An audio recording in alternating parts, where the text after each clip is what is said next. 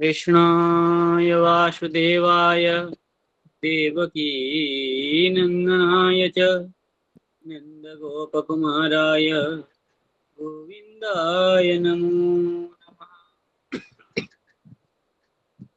पूर्व पाठ में हम विचार कर रहे थे कि ये जो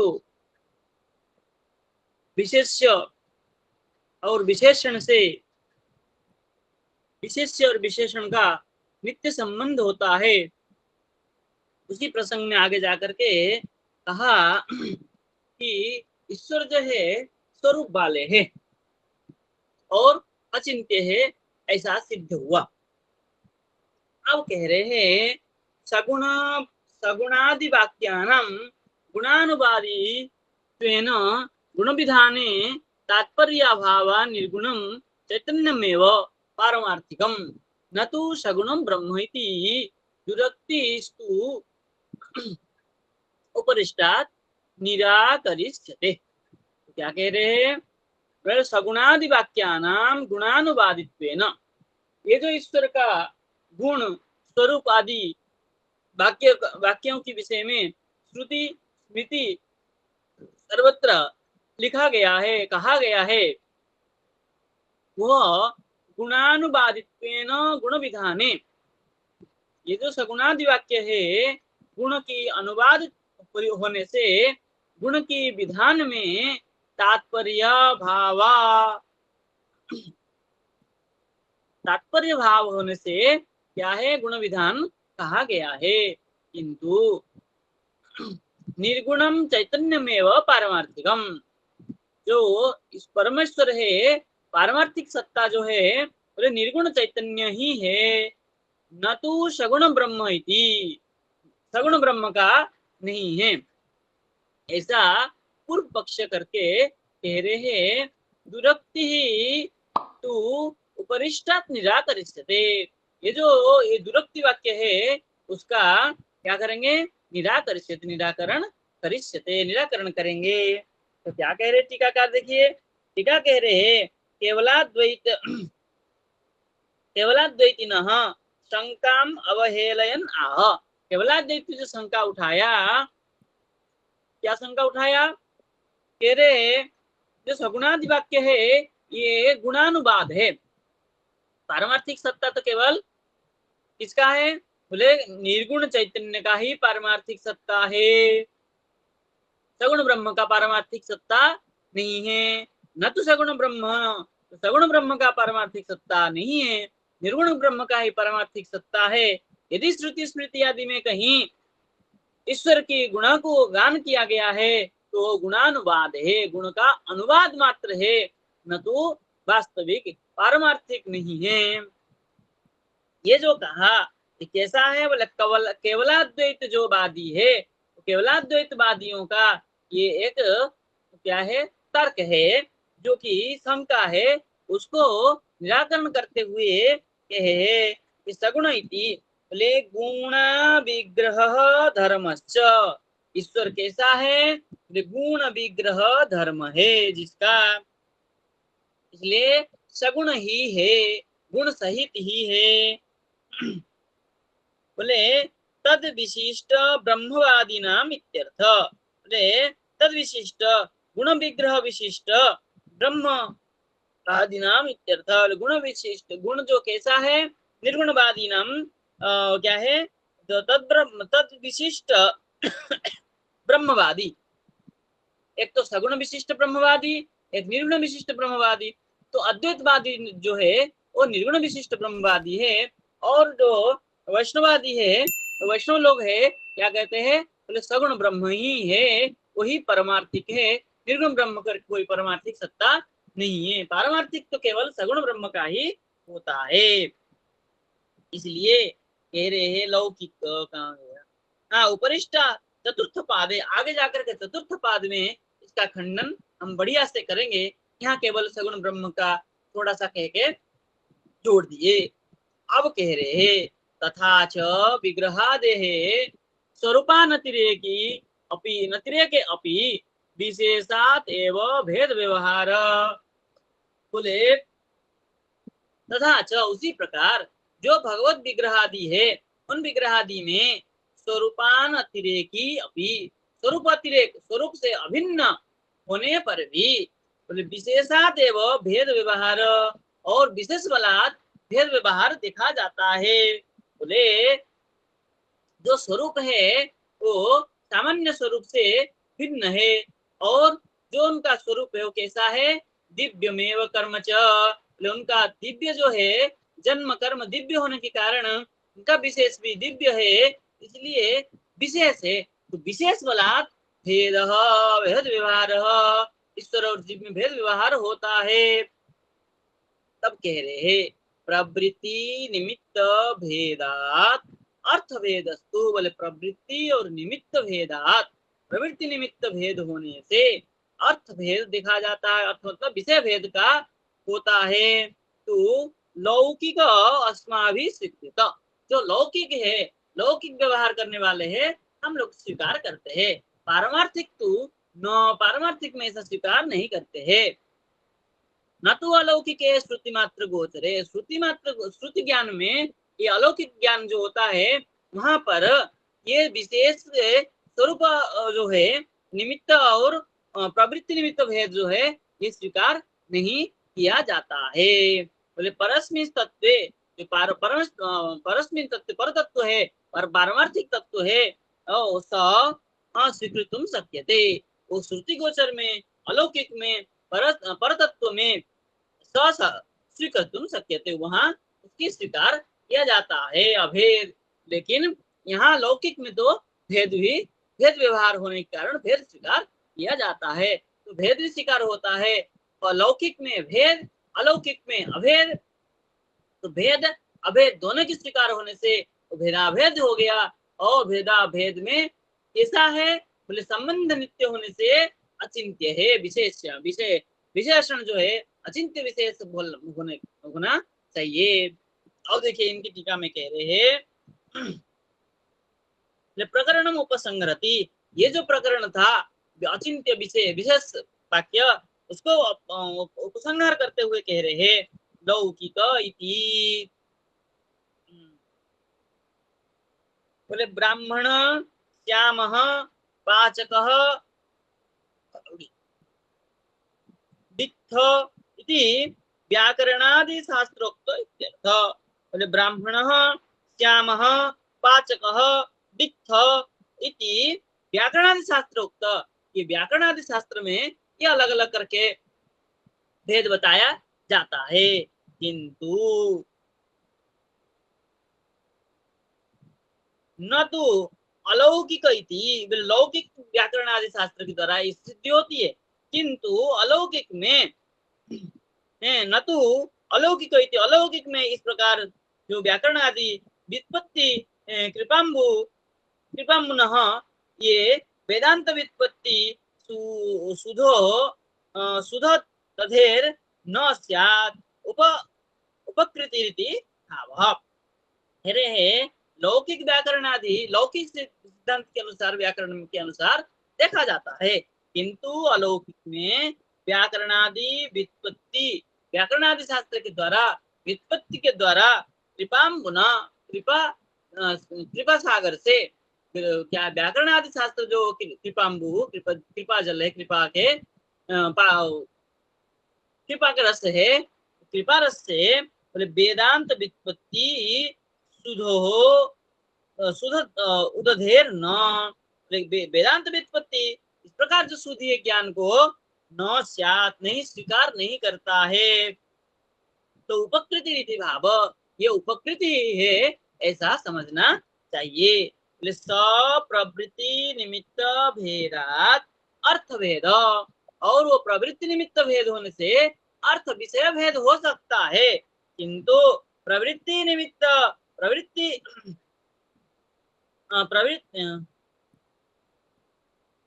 निमित्त भेद अस्तु, प्रवृत्ति का निवृत्ति और प्रवृत्ति का निवृत्ति का जो भेद है वो जो होता है भेद हेतु विशेष बलादिति बोध्यम, प्रवृत्ति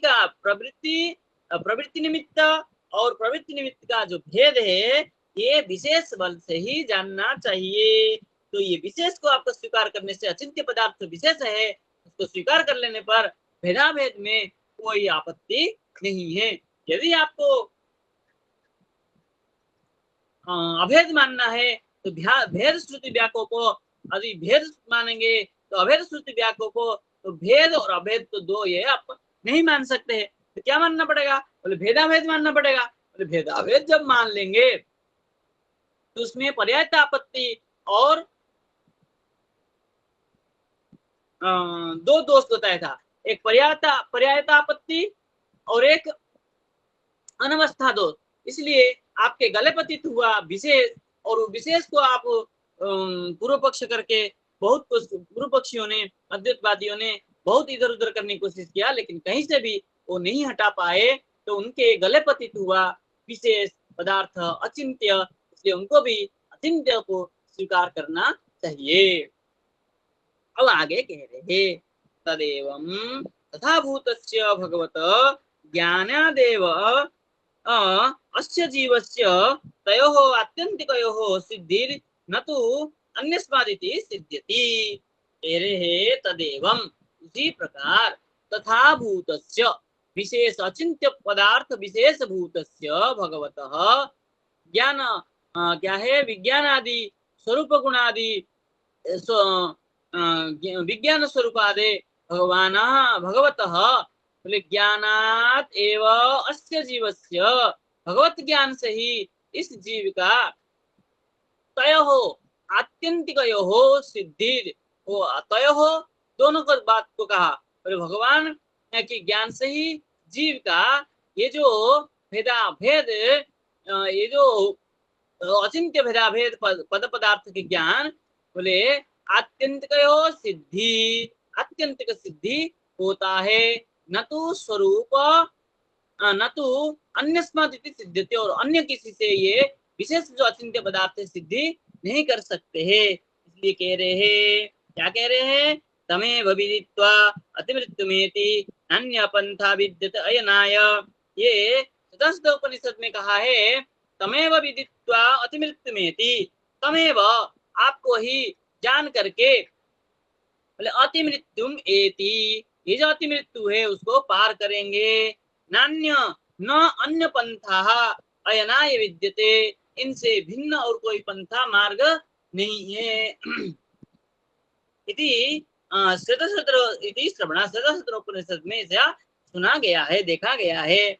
विद्येवतु तन्निर्धारणात्, ये ब्रह्मसूत्र में कहा है, ये विद्या, ये भगवत विद्या एवं भगवत विद्या से ही तद ईश्वर स्वरूपम निर्धारणात्, निर्धारण होता है।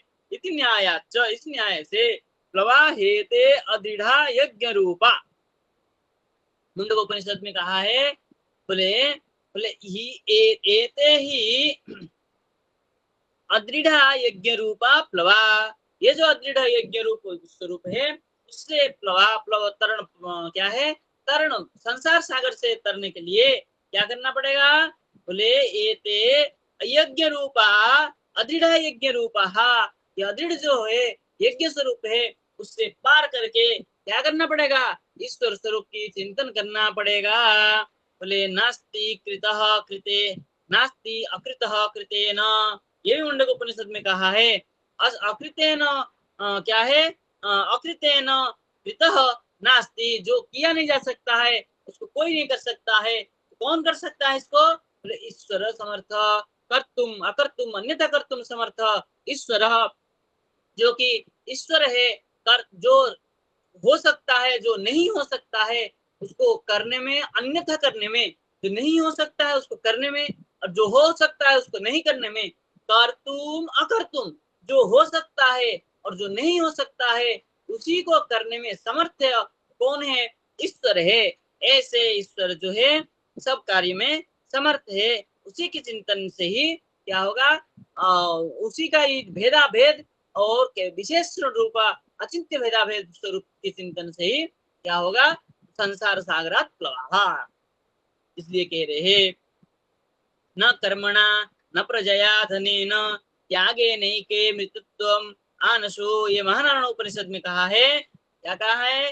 न कर्मणा, कर्म के द्वारा उनको नहीं जान सकते हैं, न प्रजया, वो प्रजा के द्वारा उनको नहीं जान सकते हैं, न धने न, धन के द्वारा नहीं जान सकते हैं, बोले त्यागे न, त्याग से भी उनको नहीं जान सकते हैं, बोले एक अमृतत्व आनसु, एक जो है अमृतत्व है उन्हीं को प्राप्त करो, उसी से आप उनको जान सकते हैं। ऐसा महानारायण उपनिषद में कहा गया है। यथा दृढ़ कर्ममयी कर्तृभिमान आप कर्तृभि मामा मामानो निभई, बोले ये भागवत में कहा है। क्या कहा है? यथा दृढ़ कर्ममयी कर्तृभि मामानो निभई, तो क्या कह रहे हैं? बोले यथा जैसे कर्ममय दृढ़, कर्ममय दृढ़ के द्वारा, बोले क्रतुभीर यज्ञ भी, यज्ञ पुरुष के यज्ञ के द्वारा, और बोले मामान निभई, और बोले मामानो मतलब उनको स्वीकार करने के द्वारा क्या कर सकते हैं? आप उनको जान सकते हैं। इसलिए आगे कह रहे हैं, क्या कह रहे हैं? बोले विद्यान मान्विक्ष की हित्वाम ताम प्रति भवार्णवम इत्यादि स्मृति। बोले विद्याम अन्विक्ष किम विद्याम, अन्विक्ष की विद्या, अन्विक्ष की विद्या वेदांत विद्या, न्याय की पर में, अन्विक्ष मतलब न्याय विद्या की पर में क्या विद्या है? वेदांत विद्या, वेदांत विद्याम हित्वा, वेदांत विद्या को त्याग करके तम प्रतिम भवार्णवम, बोले तम प्रति, यहाँ अन्विक्ष विद्या न्याय न्याय विद्या को लिया है, पुराण विद्या को ले सकते हैं अन्विक्ष विद्या को, लेकिन यहाँ न्याय विद्या को लिया है। बोले अन्विक्ष किम विद्याम, ये जो न्याय विद्या है, न्याय शास्त्र है, तम हित्वा, इसको त्याग करके, तम प्रति भवार्णवम, तम प्रति ईश्वर परमेश्वरम प्रति भवार्णवम, भव मतलब संसार, संसार सागर से जो पार होना चाहता है, क्या करे? बोले अन्विक्ष किम विद्याम हित्वा, अन्विक्ष की विद्या को त्याग करके तम प्रति, ईश्वर के प्रति, परमेश्वर के प्रति जो चला जाता है, जो समर्पित हो जाता है, उसी का क्या होता है? भगवत प्राप्ति होती है। जो आत्यंतिक सुख है, आत्यंतिक दुख की हानि और आत्यंतिक सुख की प्राप्ति इसी से होता है।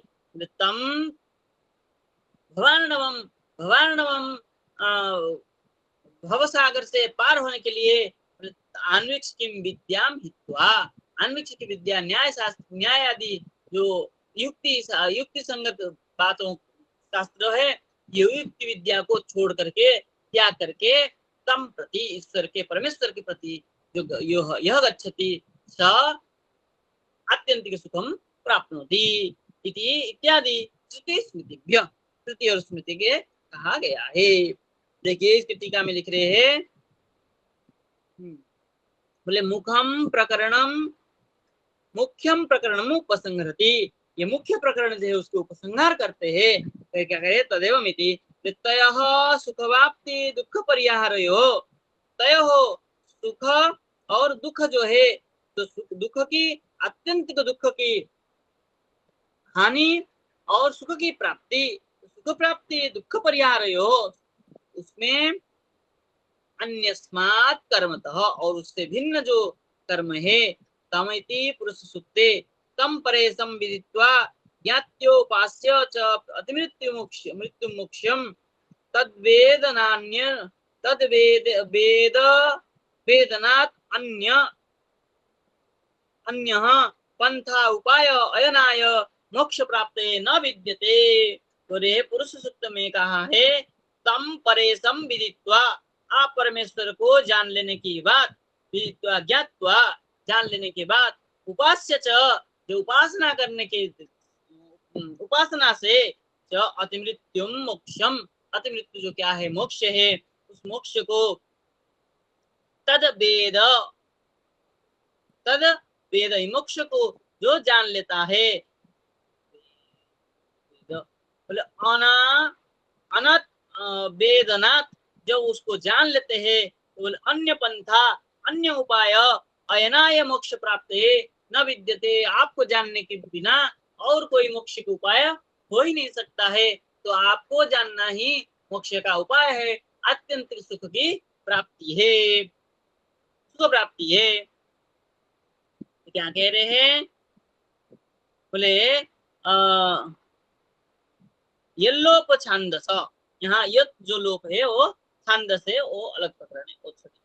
बोले विद्या एव ब्रह्मसूत्रम, ब्रह्मसूत्र में लिखा है, क्या लिखा है, बोले विद्येवतु तन्निर्धारणात्, ये ब्रह्मसूत्र में कहा है विद्या एव ज्ञान पूर्विक उपासना एव मोक्ष हेतु। विद्या कैसा, बोले ज्ञान पूर्विक उपासना, उपासना एव मोक्ष हेतु, ज्ञान पूर्वक उपासना ही मोक्ष के प्रति कारण है। बोले कुतः, बोले तमेवम् इत्यादि श्रुतौ, तमेव विदित्वा अतमृत्युम् नेति, ये श्रुति के द्वारा क्या होगा, बोले इत्यादि श्रुतौ तस्य तस्या तद तद तद्वेतुत्व तदहेतुत्व विनिश्चयात् इत्यर्थ। बोले इसके तमेव तमेव इत्यादि श्रुति के द्वारा जो आपको ही तद हेतुत्व विनिश्चयात्, कारण को जान लेता है, तब कारण के द्वारा कारण गुणात् कार्य गुण अनुभवी अनुभवाप्यन्ते, कारण गुण से ही कार्य के गुण को अनुभव कर सकते हो। इसलिए क्या बोले, कारण के जानने से उनकी ज्ञान हो जाएगा। न तो अन्यस्मात्, कारण गुण को नहीं जान पाओगे तो अन्य किसी गुण से उनको नहीं जान पाओगे। बोले समर्थयन प्राह, उसको अन्य गुण को समर्थ करते हुए कहे प्लवाइति मुंडके अदृढ़ा जीर्णः,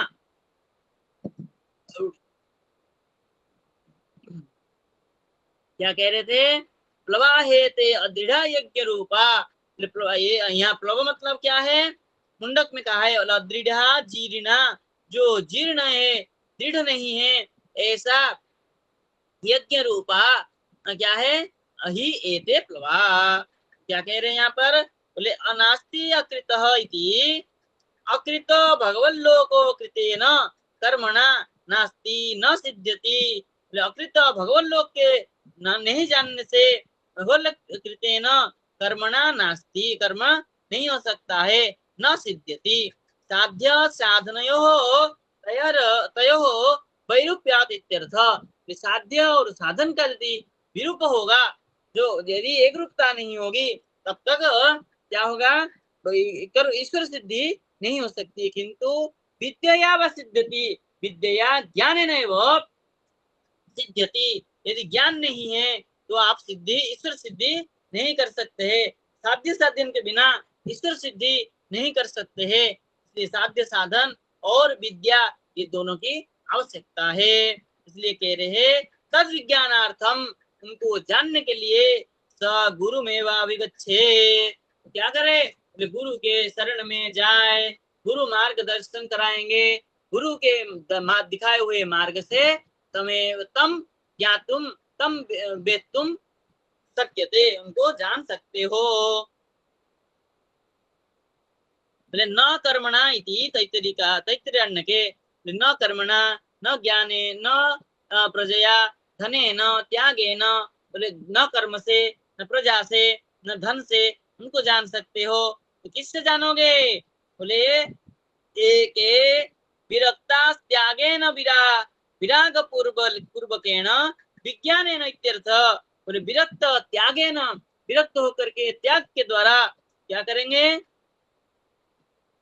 विराग पूर्वकेण विज्ञानेन, सब कुछ त्याग करके उनको ही विज्ञान करने से, ज्ञान करने से, उनकी विशेष ज्ञान होने से ही उनको जान सकते हो। यथा दृढ़ इति दशमे सुखवाक्यम, तो यथा दृढ़ कर्ममयी, ये भागवत के 10वें स्कंद में ऐसा कहा है कि दृढ़ कर्म के द्वारा ही उनको जान सकते हो।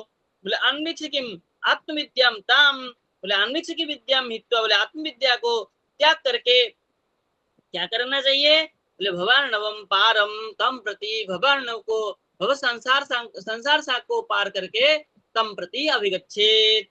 तथा च कर्मैव स्वर्ग मोक्ष हेतु विद्या, बोले तथा च कर्मई, कर्म एव, तथा च उसी प्रकार कर्म, आत्मविद्या रूपी कर्म की ही क्या है, स्वर्ग मोक्ष हेतु विद्या, स्वर्ग के प्रति, मोक्ष के प्रति जो कारण विद्या है वो तमेव आत्मविद्याम, क्या हेतु विद्या तु तस्य द्वारमिति जैमिनी मतम निदस्तम।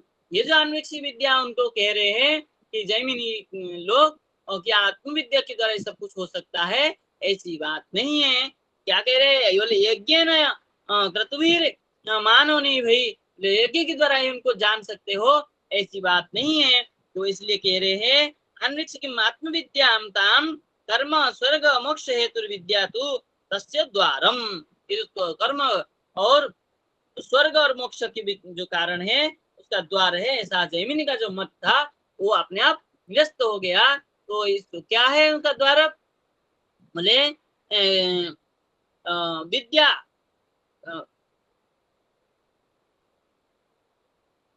विद्या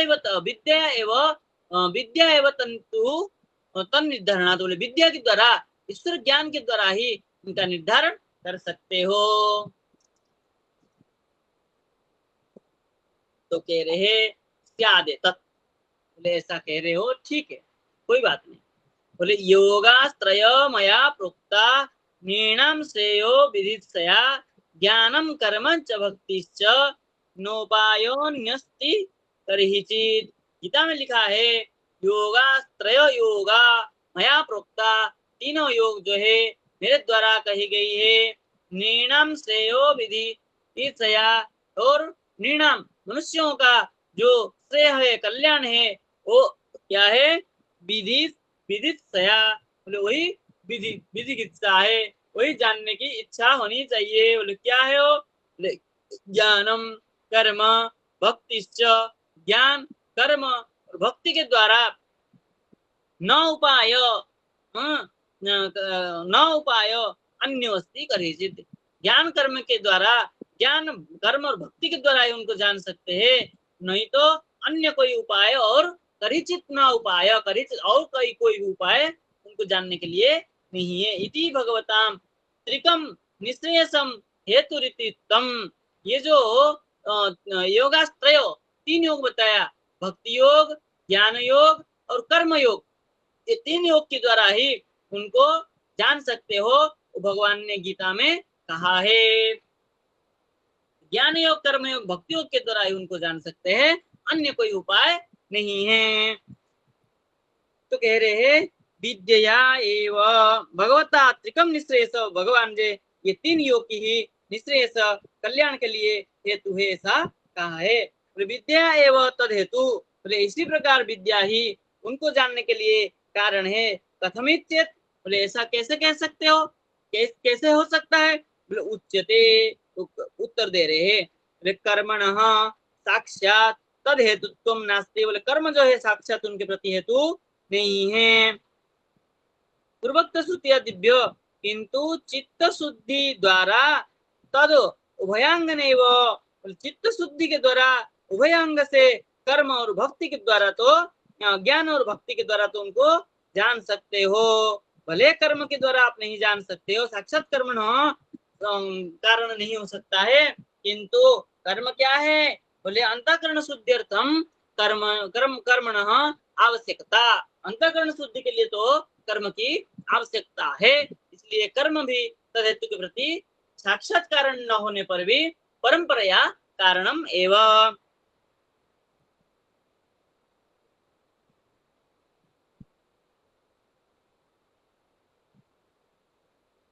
तमेवं वेदानुवचनेन ब्रह्मणा विविदिशन्ति यज्ञेन दानेन तपसा नासकेन, बृहदारण्यक उपनिषद कहा है तमेव वेद अनुवचनेन, तो तम एव वेद अनुवचनेन, वेद की जो अनुवचन है वेदार्थ वाक्य है उसके द्वारा एतम तम यह जो आप है, ब्रह्मणा विविदिशन्ति, ब्रह्म को विदिशा कर सकते हो। यज्ञेन दानेन तपसा नाशकेन, यज्ञ दान तपस्या को नष्ट करते हुए क्या करना पड़ेगा, वेदानुवचनेन एतम तम विविदिशन्ति, वेद की वचन के द्वारा उनको जान सकते हो इत्यादि श्रुति है, इस प्रकार श्रुति में कहा है। यद्येच्छावासन वासनिरता सर्वबाधा विवर्जिता शुद्धांतकरणा शुद्धा कर्मानुष्ठान निर्मला।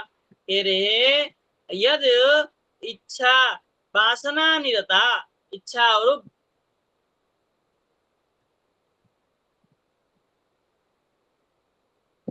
इच्छा वासना निरता, इच्छा और वासनाओं से जब निरत हो जाए तब क्या होगा?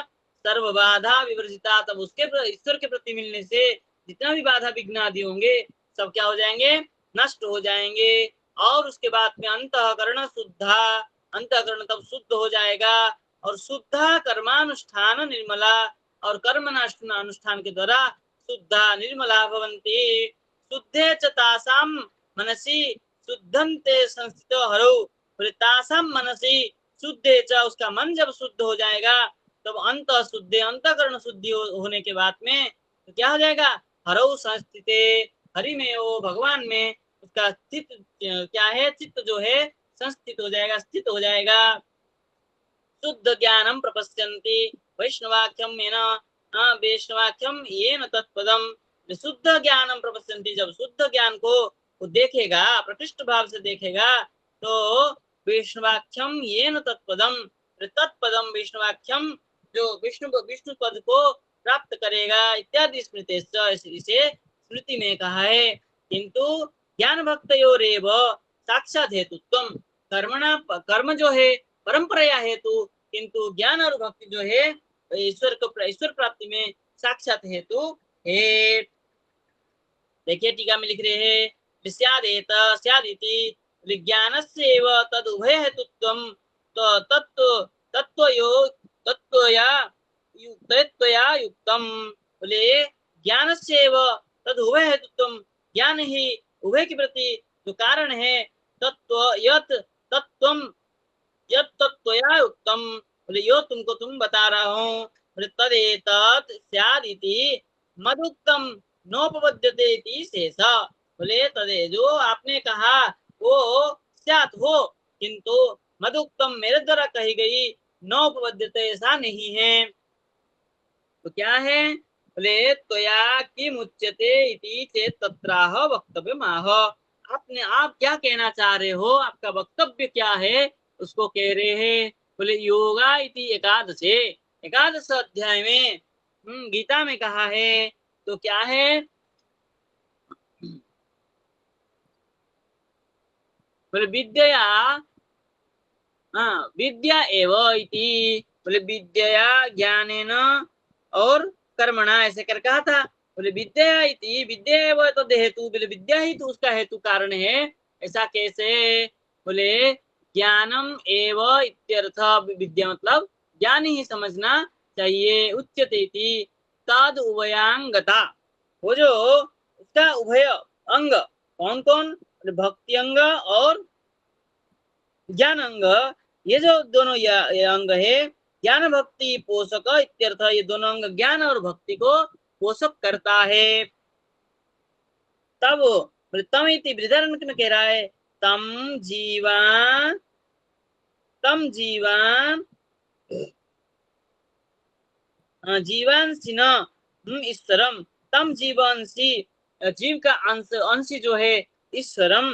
बोले वेदानुवचनेन स्वाध्याय पठनेन, बोले वेदानुवचन मतलब स्वाध्याय पठितेन, स्वाध्याय पठनेन, स्वाध्याय और पठन के द्वारा, क्या कहते हैं? ब्रह्मचारिण, ब्रह्मचारी गण यज्ञेन दानेन च गृहिण, और यज्ञेन दानेन च, ब्रह्मचारी जो होते हैं वेद पठ पढ़ने वाले यज्ञ के द्वारा और दान के द्वारा, और गृहिण बोले जो गृहस्थ लोग है, बोले तपसा वरिणिन नासके न अनासके न यतयः, बोले गृहिण जो है तपसा और वरिणिन, और यतयः अनासके न, यति जो होते हैं मुनि होते हैं, अनासक से वो क्या करते हैं?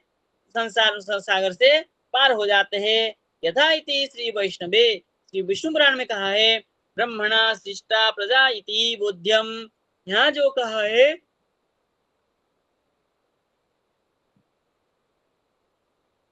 क्या कहा है? ब्रह्मणा सृष्टा प्रजा, ब्रह्म से ही की सृष्टि, प्रजाओं की सृष्टि हुई है, ऐसा जानना चाहिए।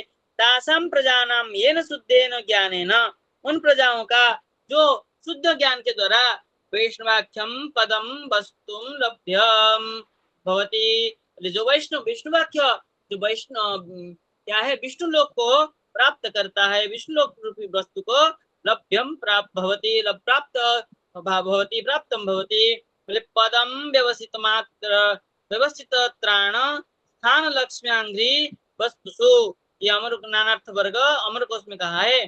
पदम व्यवसित त्राण स्थान लक्ष्म्यांघ्रि वस्तुषु, ये वस्तु क्या क्या है, बोले पद है, व्यवस्थित है, त्राण व्यवस्थित त्राण है, और स्थान है, और लक्ष्मी के चरण चरणारविंद है, ऐसा कहा है। पद क्या है, बोले भगवान के जो विष्णु लोक है वो लक्ष्मी चरणारविंद है, मतलब वही लोक विष्णु लोक है, लक्ष्मी लोक है।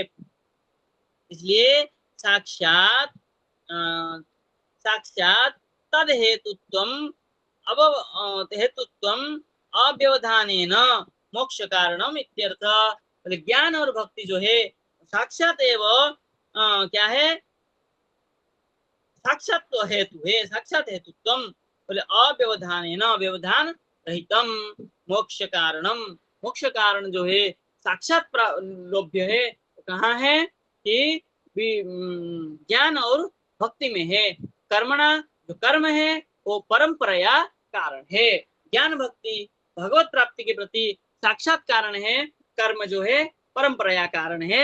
ये यहाँ पर कहा तीन योग, एक ज्ञान कर्म योग, ज्ञान योग और भक्ति योग, जो गीता में कही है उन उसमें से जो भक्ति कर्म योग है वो परंपराया ईश्वर के प्राप्ति में कारण है, ज्ञान योग और भक्ति योग जो है ईश्वर प्राप्ति में साक्षात एवं साक्षात साक्षात कारण है। अब आगे कह रहे हैं, अब ये आगे निष्कर्ष करने जा रहे हैं कि जो भक्ति है और ज्ञान है, भक्ति भी ज्ञान विशेष भक्ति है कि ज्ञान मिश्रा भक्ति है, तो इसमें कौन श्रेष्ठ है वो आगे बताने जा रहे हैं। तो क्या कह रहे हैं, बोले भक्तिरपि ज्ञान विशेषो भवति, भक्ति भी ज्ञान विशेष होता है।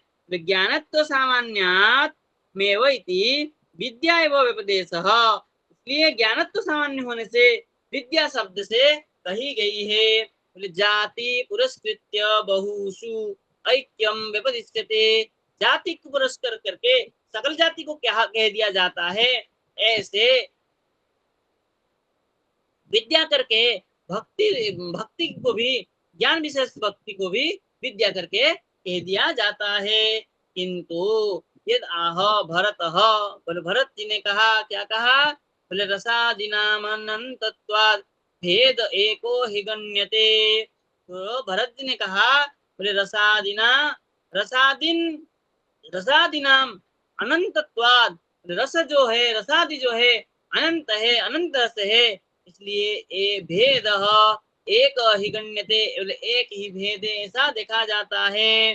प्रवृत्तम च एत विवृतम च एतत्, बोले उसी जो भेद है उसको बता रहे हैं। बोले असन लक्ष्य क्रमत्वम जातिमादाय रसादि एक एव गण्यते, बोले असम लक्ष्यम क्रमत्वम, बोले असन लक्ष्य क्रम, बोले संलक्ष्य क्रम नहीं हो करके असंलक्ष्य क्रम है।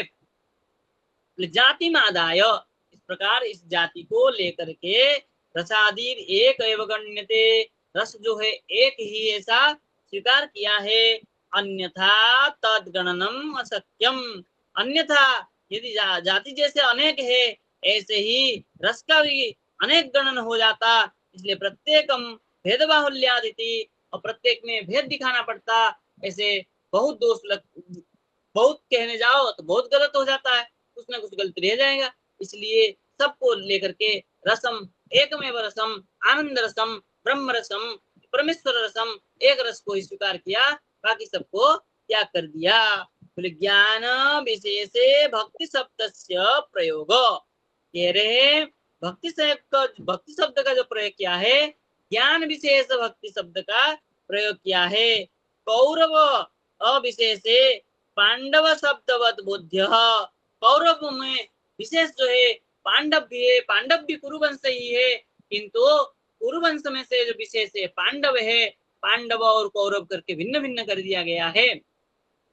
यद्यपि पांडव जो है कौरव वंश से भिन्न नहीं है, पांडव भी कौरव ही है, कुरुवंश से ही है पांडव भी, फिर भी एक विशेष होने से एक अलग कर दिया गया। ऐसे ही ज्ञान में, ज्ञान जो क्या है, बोले ज्ञान विशेष ही भक्ति है, भक्ति ज्ञान से कोई भिन्न नहीं है, ज्ञान से ही कुछ विशेष होकर के भक्ति हुआ है। तो क्या हो गया कि भक्ति शब्द से बोध्य जानना चाहिए। देखिए, अब देखिए कौरवों में पांडव भी कौरव ही है, फिर भी उनमें से विशेष हो गए। ऐसे ही भक्ति भी ज्ञान ही है, किंतु ज्ञान में से भक्ति कुछ विशेष है, इसलिए क्या है, ज्ञान से भक्ति को विशेष स्वीकार किया गया है। देखिए टीका में लिख रहे हैं, क्या लिख रहे हैं, ननु भगवत वाक्य ज्ञान भक्ति हो उभय तद हेतुता प्रतीता न तो श्रुतौ सूत्रे च तत्राह भक्तिरपि इति सिद्धांतम।